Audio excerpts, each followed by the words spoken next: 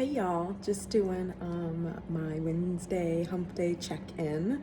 I'm pretty excited because I went ahead and splurged and got myself another Starbucks, but then I got their like reusable cup to try to be more eco-friendly, and then it also saves 25 pence when I purchase something. And I have finally made it back to gold status here in the UK. So I'm pretty excited because I lost that.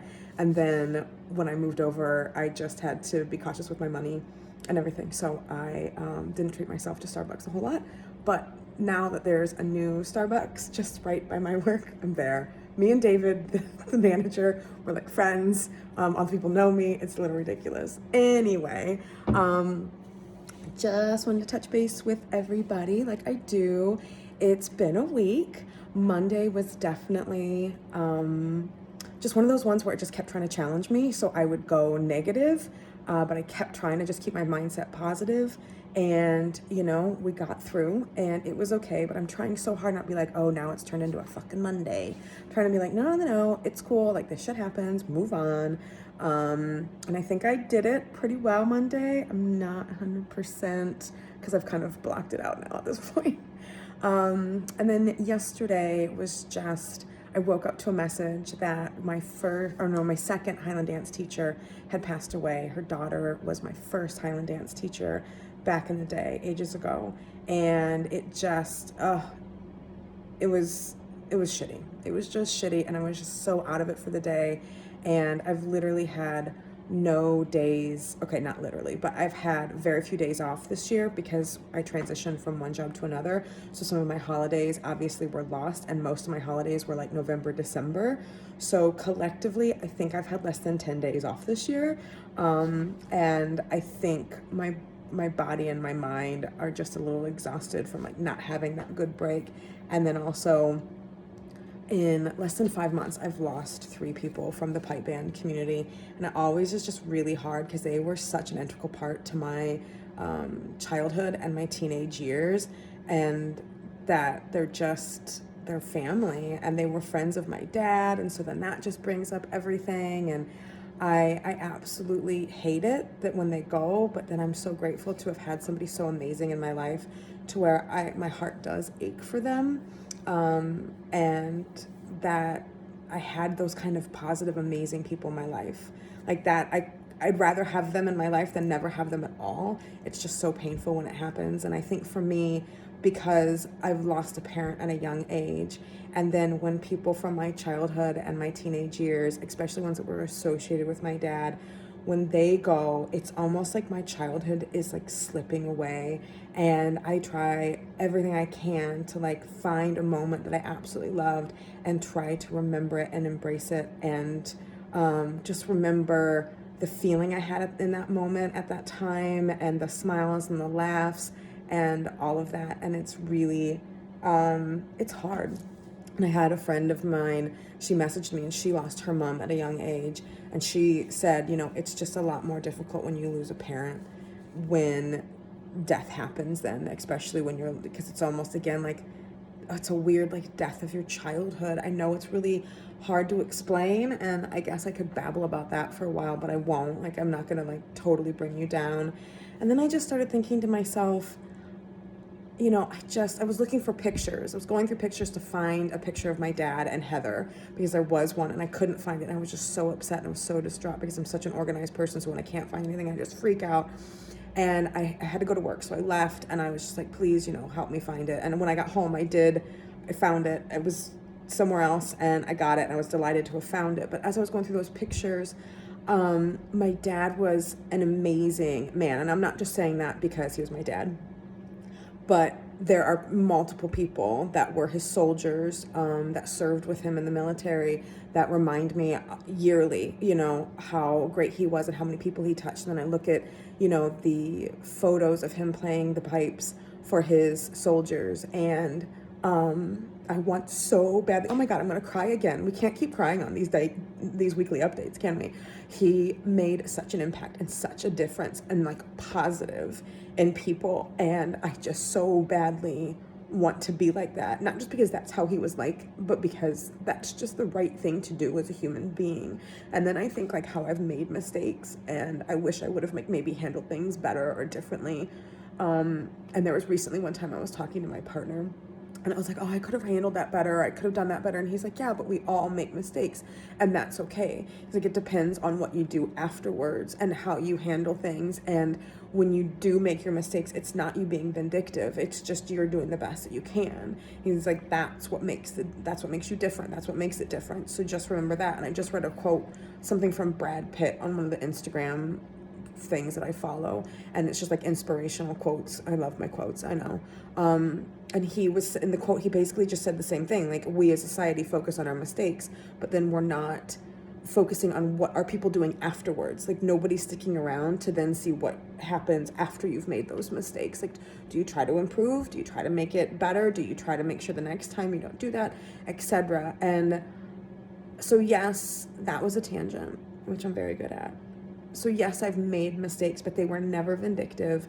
They were never to try to hurt anybody or do anything bad. It was really me trying to do the best I could at that moment with what I had, and thinking I was doing the right thing to try to make it better. Because I really am somebody that's all about like positive solution finding, streamlining, being efficient, being effective. I do that. I do it at home, and sometimes it drives my partner insane because I kind of run my personal life like I do a business, or my professional life as well, like time blocking and lists, and bless his little heart.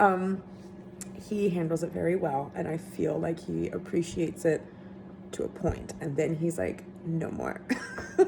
But that's, I've lost my train of thought because I just kept going. That's basically what I want to make sure that I am doing. So I just hope that anybody that I've made that mistake with anybody, or if I've done something that just, it wasn't my intention to ever hurt anyone. It was never my intention to mess anything up. Like, I have always really tried to be the best person I could be, and everything. And I feel like I totally lost everything I was trying to say there, but whatever, it is what it is. And that's just what I'm going to keep focusing on. And when I make a mistake, I hold my hand up, and I'm just going to try to be an even better person than I already am, I hope. So yeah, there we go. I think too, like for me, it's, this is deep, this is dark, but it has to be said because it's something that I think a lot of people feel. There's an article that I read about it one time, and there's actually a name for it. And I won't go into too much detail, but I guess disclaimer before I make this comment, like, I am fine. I am not going to harm myself. I am not going to hurt myself. So do not think anything bad. But sometimes I just want so bad to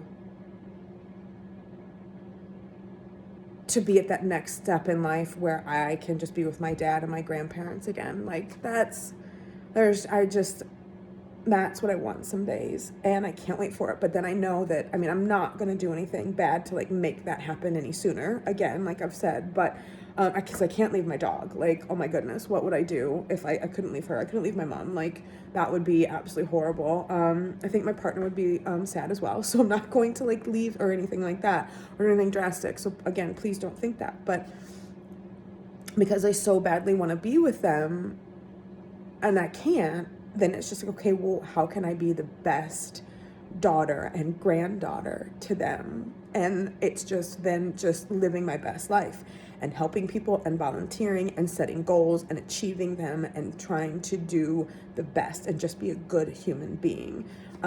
So it's just what I'm going to keep trying to do. And it's going to be just fine. Everything's going to be good.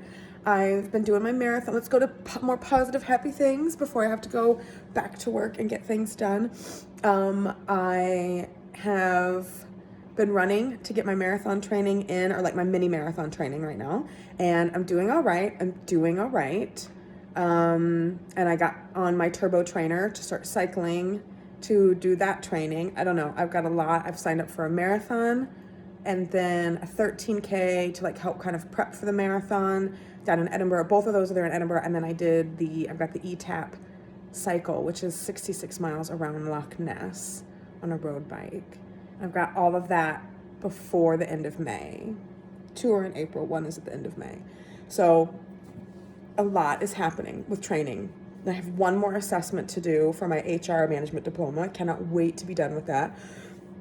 So excited. Oh my goodness, I'm sorry, that was a burp. And that will be done, and I can just focus in more on like my CIPD committee as the chair. I can focus on my team. I can focus on my health goals that I'm trying to do, take things off the bucket list. Like, I am ready for that, you know, to just free up my time. It's going to be amazing. So I think that's my weekly check-in. I think it was a little real, it was a little raw, but I think it was good because I think it's stuff that people that have been in my position probably think and feel. So again, keeping up with the realness. I don't know what's going on with my hair. You can see my unicorn silver strands, which is lovely, but I feel like it's like really, there's a lot happening.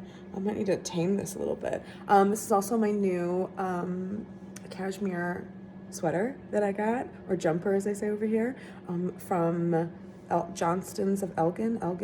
Johnston's of Elgin. It's a cashmere place, and they're having this huge sale. So that was my splurge. And I just keep petting myself because it's so incredibly soft.